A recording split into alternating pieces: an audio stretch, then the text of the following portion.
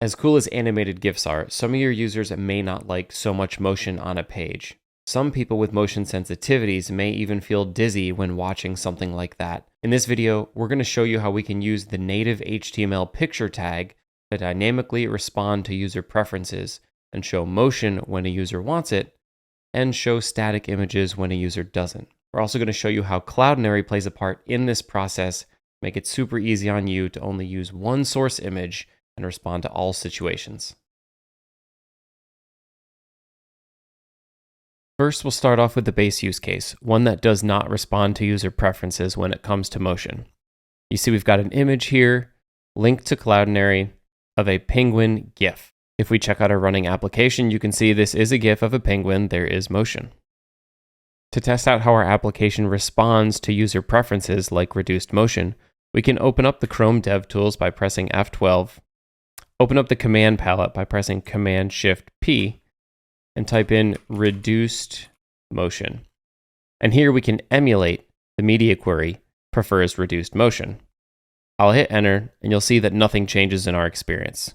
We haven't coded this yet. The first thing we can do to improve this situation is to go to Cloudinary. Here I've already uploaded a moving GIF of the penguin typing, as well as exported a single static frame, and I did that manually by hand. Now we can go back into the code and use the native HTML picture element to make this image respond to the media query prefers reduced motion. The first thing we'll need to do is to wrap the image tag in a picture element.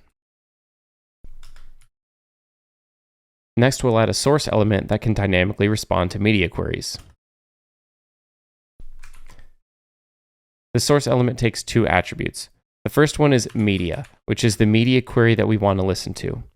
In this case, we care about the prefers reduced motion media query. And the second attribute is called source set, and this is the image that we want to show if the media query matches. In our case, we want to show the static JPEG of the GIF that we had manually created. When I refresh the page, you'll see that we're loading the motion penguin GIF. Now let's turn on prefers reduced motion and see what happens. In this case, you'll see that we load the static penguin JPEG, and we no longer have the moving GIF. This is exactly what we want, but let's bring in the Cloudinary SDK to make this a little bit easier. I went ahead and initialized the Cloudinary SDK, which we'll show you how to do in a linked video. Now we can create two Cloudinary images using the SDK, one for the static version of the GIF and one for the motion version of the GIF. We'll create the static one first. We'll call it static penguin, set it to a new Cloudinary image with the path defined in our Cloudinary upload folder, and then grab its URL. Next, we'll do the same thing for the motion image. We'll call it motion penguin, set it equal to a Cloudinary image, set to the proper path in our Cloudinary motion demo folder, and again, grab its URL. Now we can simplify our image sources by using the Cloudinary URLs that we just created. We'll set this one to our motion penguin, and we'll set this one to be our static penguin when the user prefers reduced motion. Now let's go to the browser and check our app.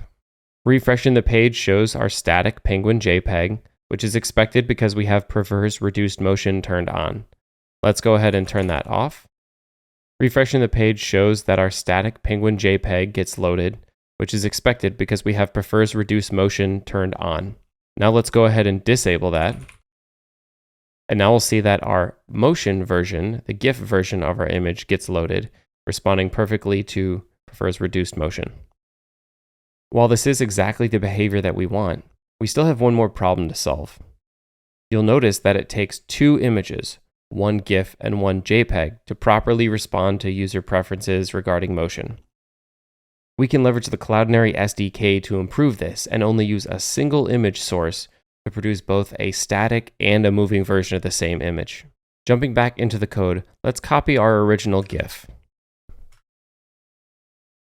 But this time we'll rename it to Frozen Penguin. And this is going to use the exact same source as our original GIF, the motionpenguin.gif. But now using the Cloudinary SDK, we can add one more transform to pull a single static frame out of the GIF. We do this by chaining the extract command onto our image, and inside of it, we call the getPage function which comes from the Cloudinary SDK. And then we say by number 1. So we're saying, give us the first page of this moving series of images, which creates the GIF. Now down in our source tag, we can change the source set to be our frozen penguin instead of our static penguin.